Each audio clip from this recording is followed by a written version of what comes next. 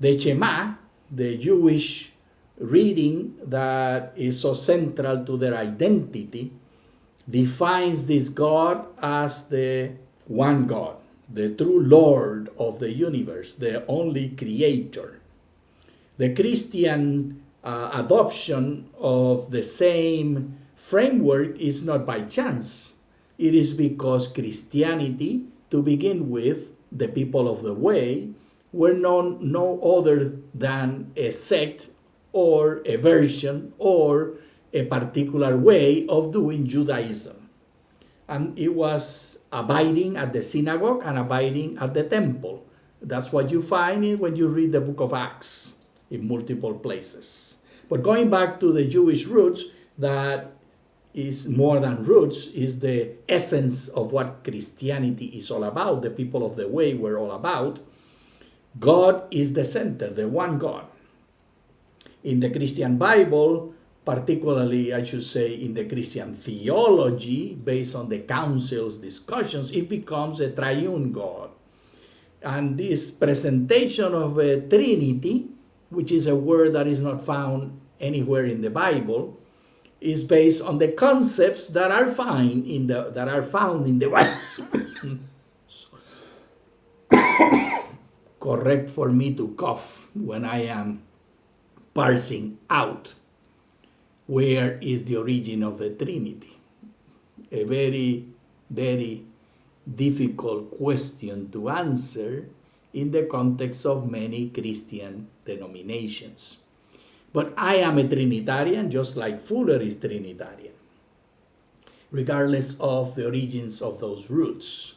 And in this Trinitarian concept is not in contraposition with Deuteronomy 6, 4 through 9. This one God that is above all of Israel is above all of humanity, because God is the creator. But there's more in this passage to unpack. It talks about the fact that this one God is not any God to be described by any myth or by any ways, but is a God of written records.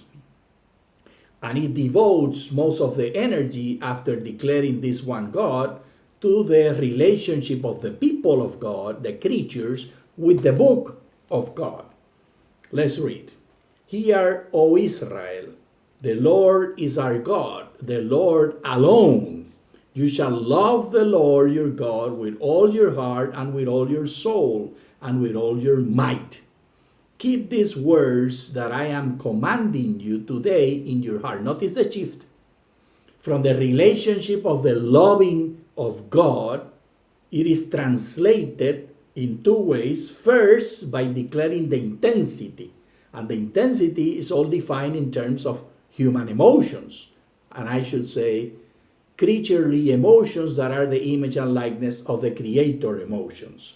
These emotions are all of your heart, all of your soul, and all of your might. So it should be very clear that it's talking about the intensity, the highest possible intensity of passion, of emotions. And it is the same as saying the highest level of intensity of intellectual commitment, because the intellectual commitments that we hold are because of our emotional commitments. They are one and the same. Yes, they can be parts of focusing different aspects of the human experience. But from the very beginning of this class, be aware, emotions and thoughts are one and the same product, and they depart from the one and the same place. And it's clearly here presented when it becomes the first rendition of the passions, and secondly, these passions are manifested through the written words. These written words contain the passions and define the passions. Keep these words that I am commanding you today in your heart. By the way, the heart is the mind in the Hebrew scriptures, is the place of thinking and the place of feelings, both at the same time. Though the liver is often in the ancient Near East manifested at the place of emotions.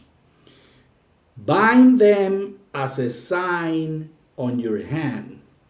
It goes from the passions to the words to the technology of the words. And all of this is talking about human culture. And this is an anthropological reading of the text.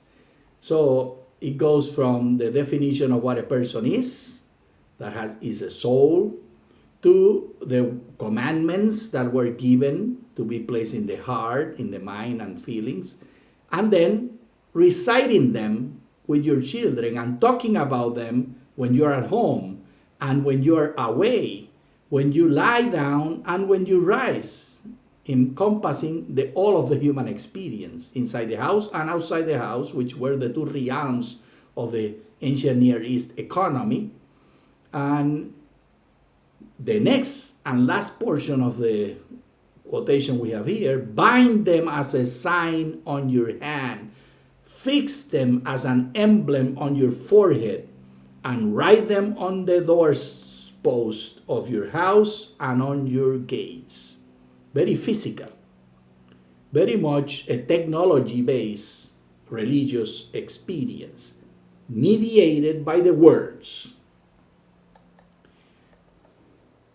Leviticus 19:18 is the other side of the coin.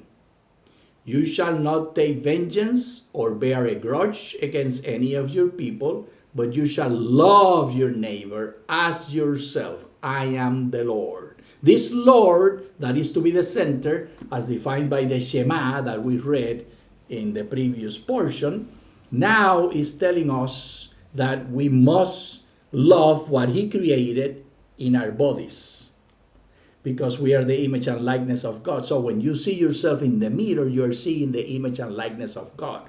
From the top of your head to the bottom of your soles. The whole body is the image and likeness of the Most High. And you're supposed to relate this body that is the image of God with the other bodies of the other people. First and foremost, not having vengeance, not passing judgment. This is a call for holding judgment. Judgment belongs to God. Bear a grudge against your people. But you shall love your neighbor as yourself. In order to love your neighbor, the ruler that is being given, the way to measure if we are able to love our neighbor, I have here a tape measure that has inches.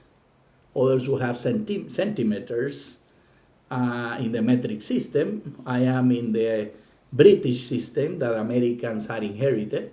In the inches, every unit here is regarding as an inch. And this is a total of 6 feet long, the tape measure I have. Well, the measurement for how much we can love our neighbor is here defined as how much you love yourself. And yourself is defined by the body that you have, the image and likeness of the creature that God created. And this is signed by the Lord. Now, let's go to the word love that is used in both instances. Aheb defines the actions of God toward humans as well as humans towards God and each other. Being friend is part of the meaning. Friendship is, in the ancient Near East, the basis for love. By the way, in Greek, philosophy is also departing from friendship. And you find this in the words of David, for example, when he says, talking about Jonathan, your love, friendship, is sweeter to me than the love of woman. Meaning, not only that his special relationship with Jonathan as somebody who saved his life, there's no necessary and any implication of sexual intercourse here or homosexuality. It is all about someone who has saved your life, which Jonathan did, in opposition to loving or being friends with his father, Saul. He chose to be friends with David, the enemy of his father. So if you are not grateful If you're David and you're not grateful for someone who has given his back to his father, who happens to be the king, and who happens to be interested in giving you the reign, and you, David, are a threat against the reign of Jonathan, he's not going to be king because David is supposed to be king. So notice in how many levels Jonathan chose to follow David before his father. Self-interest of Jonathan was given up. That is friendship, and that is love.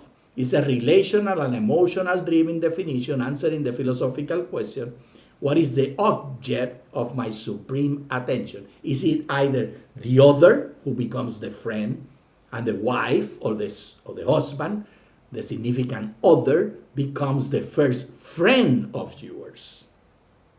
So it's not diminishing the relationship of a marriage, like Adam and Eve. It is maximizing the definition of friendship. First and foremost, lovers are friends because they are placing the interest of the other. Being friend is placing the interest of the other before yours. I keep on going back instead of ahead.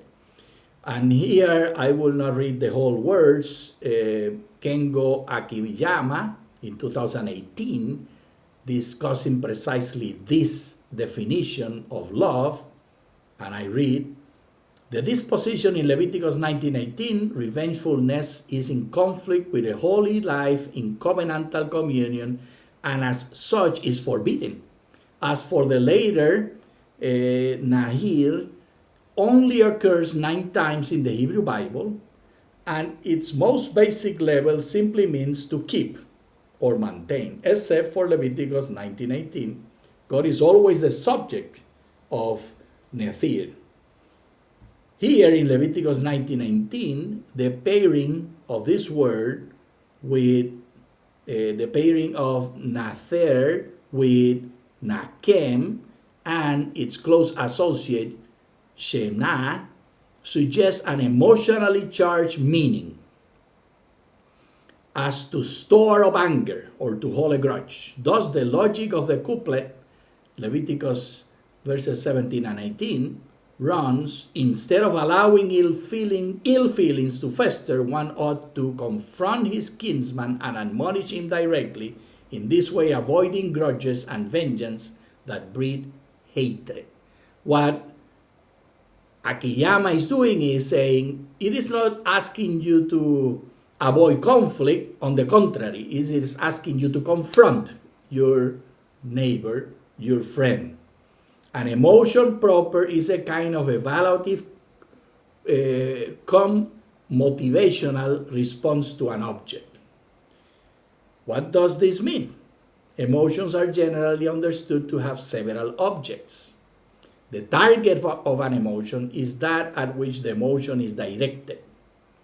If I am afraid or angry at you, then you are the target. In responding to you with fear or anger, I am implicitly evaluating you in a particular way. I keep going back.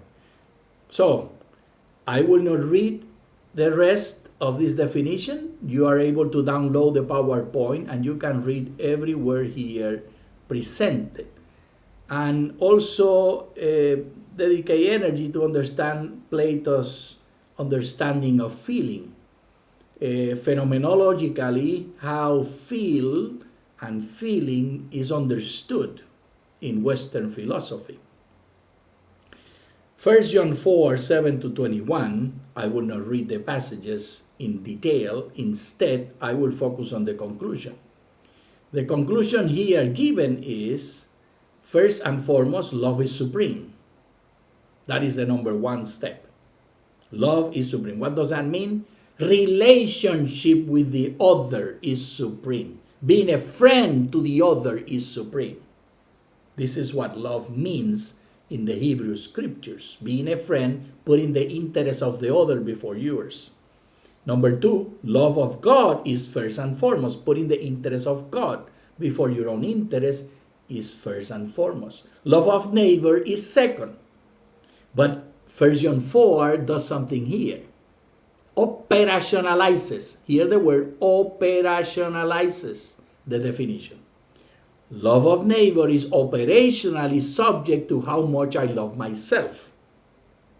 Love of God is operationally subject to how much I love my neighbors. By loving my neighbors, I love God.